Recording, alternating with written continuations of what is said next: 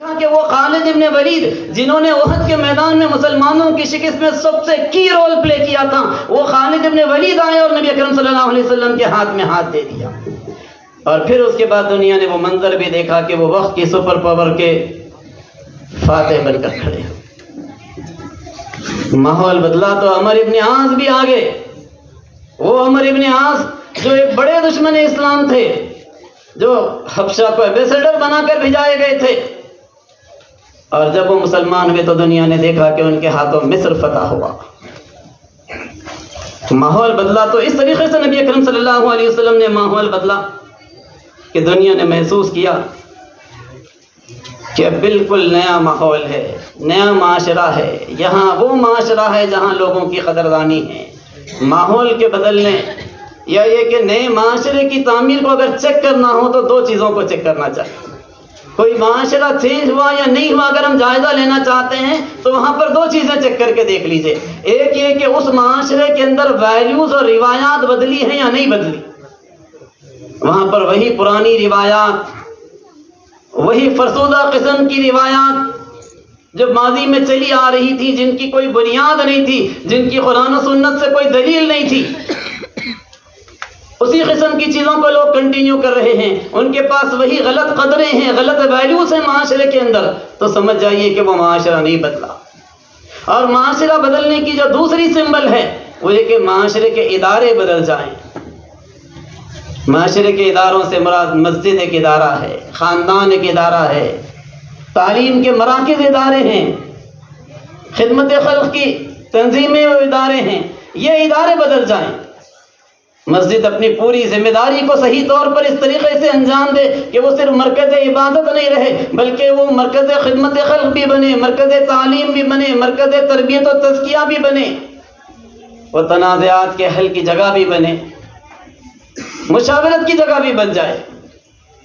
خاندان بدلے تو اس طریقے سے خاندان بدلے کہ لوگ وہاں پر سادہ نکاح کو پریفر کرنے لگے.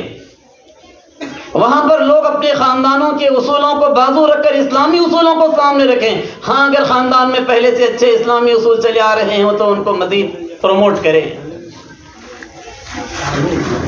یہ دو چیزیں اگر بدل جاتی ہیں، قدریں بدل جائیں اور ادارے بدل جائیں، تو سمجھ لیجئے کہ وہ معاشرہ تبدیل ہوگا. کسی بھی معاشرے کو آپ چیک کر کے دیکھ لیں کہ اس معاشرے کی کیا کیفیت. یہ نبی کرم صلی اللہ علیہ وسلم کا دوسرا اسٹیپ تھا. جبکہ اللہ کے رسول صلی اللہ علیہ وسلم نے ماحول کو بدلا، نتیجہ یہ ہوا کہ لوگ آتے گئے، آپ کے ماحول میں داخل ہوتے گئے، اسلام قبول کرتے چلے گئے. اللہ کے رسول صلی اللہ علیہ وسلم نے ان کو مستقبل کے بارے میں اچھی امیدیں دلائیں، ان کو انکریج کیا. دنیا نے وہ منظر بھی دیکھا کہ جب کہ عدی ابن حاتم جیسا آدمی بھی آ گیا، اور جب وہ آئے تو نبی اکرم صلی اللہ علیہ وسلم نے ان سے مخاطب ہوتے ہوئے کہا، وہ کہتے ہیں کہ میں گدھے کے اوپر سوار تھا، میں چل رہا تھا سواری پر، اللہ کے رسول میرے ساتھ پیدل چل رہے تھے. چلتے چلتے اللہ کے رسول نے کہا کہ عدی میں جانتا ہوں کہ تم کیوں اسلام قبول نہیں کرتے. عدی تم اس لیے قبول نہیں کر رہے ہو کہ تم سمجھتے ہو کہ یہ مٹھی بھر لوگ ہیں جن کے اوپر پورے عرب کی تلواریں اڑ گئی ہیں، یہ دنیا میں کیا بڑا کارنامہ انجام دے لیں گے. لیکن عدی یاد رکھنا، وہ دن آئے گا جب اللہ رب العالمین اس زمین کے اوپر اس دین کو ایسا غلبہ عطا کرے گا کہ اس کے نتیجے میں وہ امن و امان کی صورتحال پیدا ہوگی کہ ایک عورت یمن کے ایک کونے صنعا سے نکلے گی اور یمن کے دوسرے کونے حضر موت تک جائے گی، تنہا جائے گی، لیکن اسے کسی کا خوف نہیں ہوگا سوائے خدا یا جنگلی جانوروں کے خوف. اور ابھی یاد رکھنا، اسلام کے غلبے کے نتیجے میں خوشحالی کے وہ دن آئیں گے کہ جب دنیا دیکھے گی کہ ایک شخص زکوٰۃ کی رقم لے کر نکلے گا لیکن کوئی مستحق کو نہیں پا سکے گا. اور ابھی یاد رکھنا، وہ دن بھی آئے گا جبکہ ایران کے بادشاہ کسریٰ ابن ہرمز کے خزانے میری امت کے حوالے کیے جائیں گے.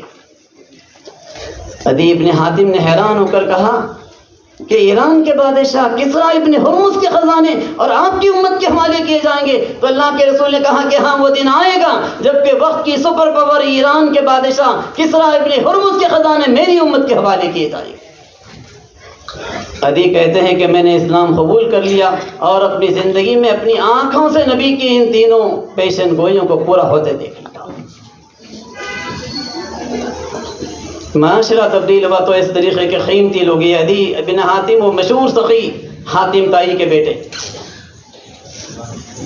اللہ کے رسول صلی اللہ علیہ وسلم نے جو انخلا برپا کیا اس کا تیسرا حصہ تھا